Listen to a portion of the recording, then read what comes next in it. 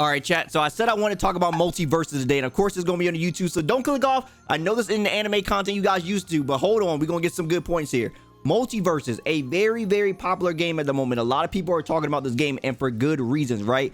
This game has made some huge records as far as the most concurrent players for a fighting game on Steam, right? You have seen it. If you haven't, these are the numbers we're looking at. Look at this. There's 144,000 people in a 24-hour peak, or their all-time peak being that number as well. The second closest thing there being Brawlhalla at 34,000. Like, you know, the Street Fighter 5 didn't get there. The Tekken didn't get there. Guilty Gear, even with like all the propaganda and all that, like, you know, the business models that they did, you know, getting the VTubers involved and stuff like that, 30,000.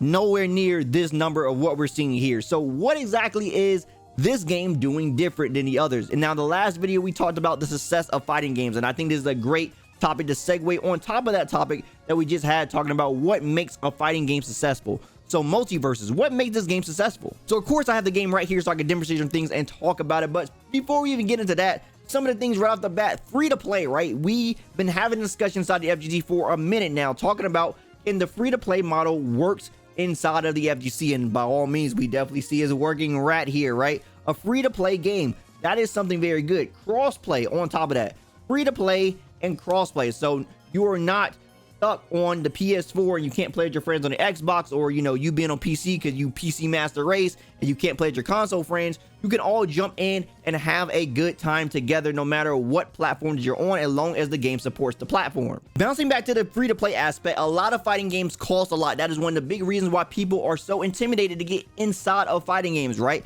We looked at an example before talking about Dragon Ball FighterZ and how that game, base model game being $60, and if you buy all the DLC for the character passes, at the time of, if you bought the game then and didn't care about, like, you know, waiting for like a legendary edition or something like that, if you just bought everything right out, you were spending over $200 to get everything that game had to offer. That's a lot of investment to ask for people when it comes to a game, right? You know, they want to see all their favorite characters. They're a big fan of Dragon Ball. Knowing that they're getting inside this fighting game, not knowing that they got to spend $200 down the line just to get the full roster of characters that are available inside of the entire cast of Dragon Ball FighterZ. That is huge. But when you take a game like MultiVersus and you say, hey, as long as you play the game, you can get currency and unlock every single character, that is a huge step up, right? Maybe you don't even want to play one character or something like that.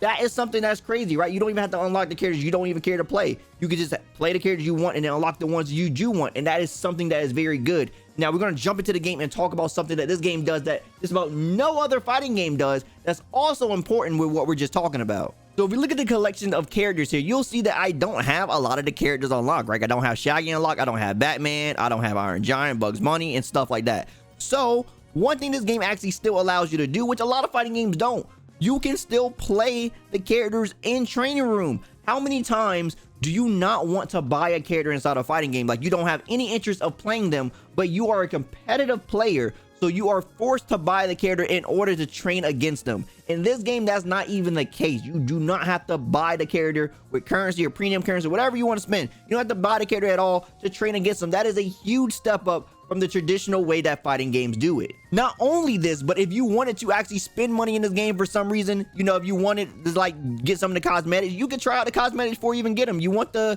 you know, you think the Shaggy costume look pretty cool, you could try it out, look at it, you know, hear the voice lines and all that before you even make the purchase on the game. So you get to try out the costumes, you get to try out different, all the perks and stuff. Pretty much you have everything unlocked. And I believe one of the creators, Tony, definitely went on record and said that the single player, not a single player, but the offline version of the game, when you play the game offline, I guess for like tournament play, is going to have everything unlocked already. So all the perks and stuff will be there. That is going to be something they're going to be doing for tournament play. Now that could be a little bit controversial to some people because they were like, well, why is it, you know, locked in the game when you play online but not offline? But hey, they got to make some money somewhere, right? Now, of course, another big thing that this game gets right is going to be a battle pass system, something of the sort to make it feel like you're progressing towards something, right? One of the biggest problems I feel like fighting games have is they're a little bit intimidating because they're a little too personal, right? When you lose in a fighting game, is your character screaming in agony, you lose, come up on the screen and stuff like that, you know it's all on you, it's your fault and stuff like that. So there's two things here that this game does to alleviate that. One, this game has a battle pass system with a bunch of rewards. You know, even when you lose, you got character level ups, battle pass points, gold coming to you, all this like level, ding, ding, ding, ding, ding. You just like, the dopamine is just rushing inside of your head because of the amount of stuff that you get even when you lose matches inside this game, it feels rewarding. You know, even though you're losing, you're learning, but the learning process isn't just halting you. You know, when you're playing a regular fighting game, all you see is you lose, like I said, and then you're losing your rank points and stuff like that.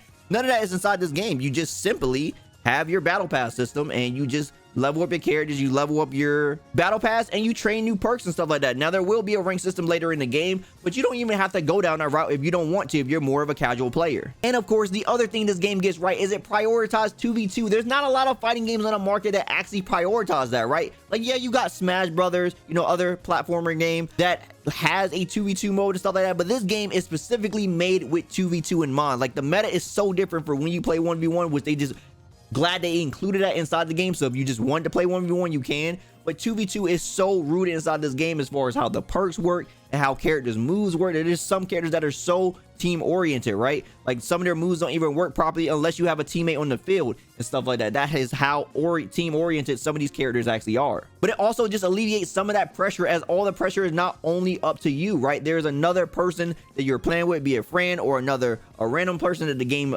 teams you up with if you just queue up and stuff like that. You know, all the pressure isn't up to you as far as how to actually perform inside of a match. And this makes for a more casual and enjoyable experience, right? You can just go on, instead of trying to, you know, being all sweaty and, like, you know, fighting your friends to the death. You can team up with your friends inside of a fighting game now, and that is a more satisfying feeling to, especially, I feel like, casual audiences for sure. And even for competitive players as well, there's not many times, or I don't think a time at all, where I can say I literally got to play with my training partner and beat some other people's asses. That is sick, man. Like, that is a fun experience to actually have and enjoy. And of course, the last thing I gotta mention, which I moved the camera for, is the play button, right? So the play button here is just a big play button, right? There's no lobbies inside of this game where you gotta do anything. Like, you can make custom lobbies if you want. Custom lobbies are inside the game, but just to hop on the game, you simply just click the buttons and you queue up just like that, right? And the queues are really fast because a lot of people are on the game, so you're constantly inside of matches. And this is something that some people definitely say when it comes to certain fighting games. You know, sometimes you feel like you're more inside of the lobbies, you know, you're inside of the lobbies or inside the menus of the game more than you're actually fighting, right? And that's just less time that you actually are playing the game. The faster you get inside the game cycle, the more fun you're having. And I mean, we could go on and on about the level of presentation here and like why this game was probably more successful than Nick Star All-Star Brawl. You know, when that game came out, it didn't even have the voice acting for the characters, and like it didn't feel like it portrayed the characters very well. I mean, some of the normals for characters, especially like the up normals and stuff like that, when I was looking at it, I didn't play the game, but when I was looking at it, definitely it didn't feel like, you know, a lot of the characteristics of some characters were just there. It just felt like they were really creating a fighting game. But so much care and so much detail is displayed inside of the characters here. You know, you can actually feel like you're playing like Batman. You feel the Tom and Jerry aspect. You know, that's one of the most unique characters I've seen. They're not fighting you, they're fighting each other, but just happen to be hitting you in the process. You're just collateral damage. Very cool and unique designs when it comes to the actual level of detail that the team has put on display for this game. So yeah, chat, like I said, that is my take on why MultiVersus is doing extremely well right now, I feel like. But let me know how you guys feel in the chat as well. And for the people on YouTube, obviously, let me know down in the comments below why you think MultiVersus is such a big hit right now. Why do you think it is shattering the records of how many current players have been playing on Steam as far as fighting games go? Let me know down in the comments below everything you feel about MultiVersus. As always, like anything I had to say, drop me a like, I really appreciate it. And if you want more from me, follow my socials. Also, don't forget to subscribe and turn notifications so you know the next video goes live. As always, my name is Dyken, and I'll see you next time. Signing out.